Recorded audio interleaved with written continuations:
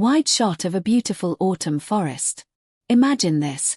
You're standing at the edge of a deep, dark valley, convinced you have to cross it alone because showing any sign of struggle would make you look weak. But what if reaching out for a hand isn't a sign of defeat? It's the key to victory. Today, let's dive into a story that shows how letting go of that alone mentality can change everything. Back view of Sarah entering the forest path. Meet Sarah. She was in her late 20s, living in a bustling city, working as a graphic designer at a small ad agency. Sarah grew up in a family where everyone fended for themselves. Her dad was a single parent after her mom left when she was just 10.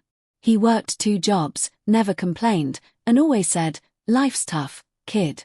You gotta handle it on your own." Those words stuck with her like glue.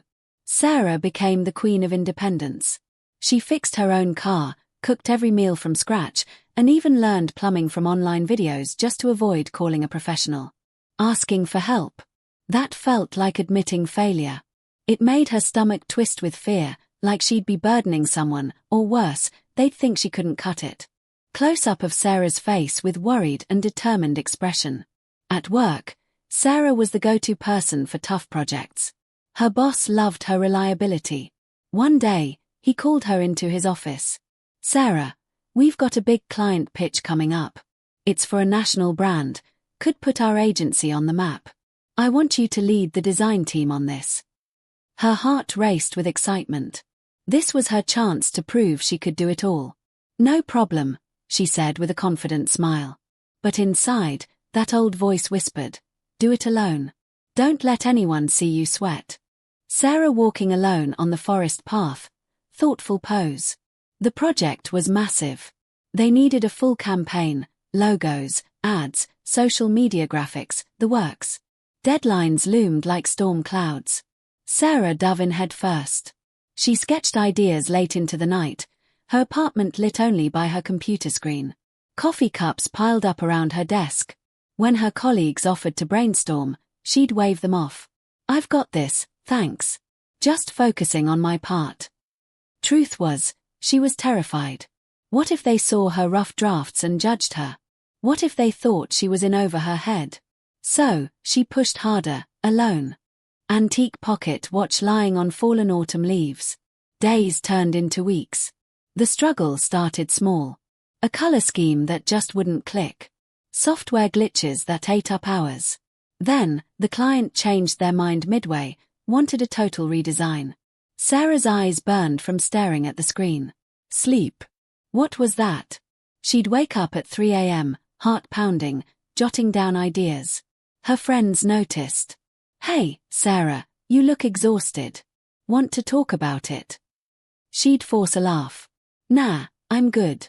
Just busy." But she wasn't good. The weight pressed down, heavier each day. Headaches came, then tears she wiped away quickly. Why couldn't she just figure it out? Why did everything feel so overwhelming? Sarah sitting on the forest ground, head in hands, stormy sky overhead. One evening, after another failed attempt at perfecting the layout, Sarah hit her breaking point.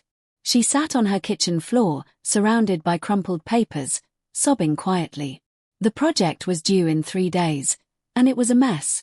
Her mind raced, "If I fail this, I'll lose my job.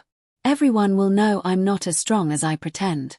That fear of asking for help. It had built a wall around her, but now it was crumbling, trapping her inside. She thought of her dad, how he never asked for anything, but how lonely he seemed in his final years. Was this the life she wanted? Isolated, burned out, pretending? Sarah kneeling on the forest floor, tears on face, holding phone. In that moment of raw despair, something shifted. Sarah picked up her phone with trembling hands. She texted her colleague, Mike, a quiet guy who'd been with the agency longer than her. "Hey, Mike. I hate to bother you, but I'm stuck on this pitch. Any chance you could look at it tomorrow?" She hit send, then held her breath. What if he said no? What if he thought less of her? Sarah standing, looking up as sunlight breaks through clouds. The next morning, Mike replied, "Sure thing. Let's grab coffee and go over it." They met at a nearby cafe. Sarah laid out her designs, her voice shaky as she explained the roadblocks. Mike listened, no judgment in his eyes. You know, Sarah, this is solid work. But yeah, I see where it's snagging. What if we tweak the font here and add some user feedback elements? I've got some templates that might help. They brainstormed for hours. Ideas flowed like they never had when she was alone. Mike shared his own stories, of times he'd messed up and needed help. Nobody does it all by themselves, he said. That's a myth. Close-up of Sarah smiling softly with relief, eyes closed.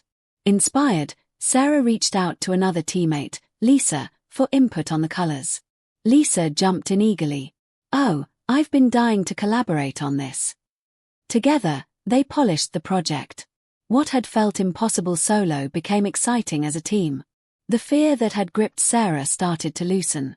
Asking for help didn't make her weak, it made the work stronger. It built bonds she hadn't realized she craved.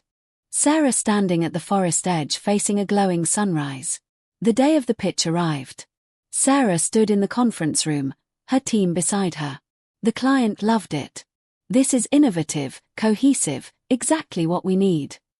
Applause filled the room. Sarah's boss pulled her aside later. Great job leading this. But I noticed you brought in the team at the end. Smart move. She nodded, a real smile breaking through. For the first time, success didn't feel hollow. It felt shared, real. Large antique hourglass on forest ground surrounded by leaves. That experience transformed Sarah. She started small, asking a neighbor for recipe tips, calling a friend when she felt down. The alone mentality faded, replaced by a quieter strength, the courage to be vulnerable. She even visited her dad's old friends, learning he had quietly helped others all along, just never admitted when he needed it back. Open wooden door in the forest leading to bright horizon. So, what's the takeaway here? We all carry that fear sometimes, the worry that asking for help means we're not enough. But think about it. Have you ever helped someone and thought less of them? Probably not. In fact, it probably brought you closer. Overcoming alone mentality isn't about giving up control. It's about realizing we're all connected. Life's valleys are easier to cross with hands to hold. Next time you're struggling, pause. Take a breath. Reach out. It might feel scary at first, but on the other side, freedom, strength, and a whole lot of hope. Remember, you're not alone in this world, and that's the beauty of it. If this story resonated, hit that like button, subscribe for more tales that inspire, and share in the comments.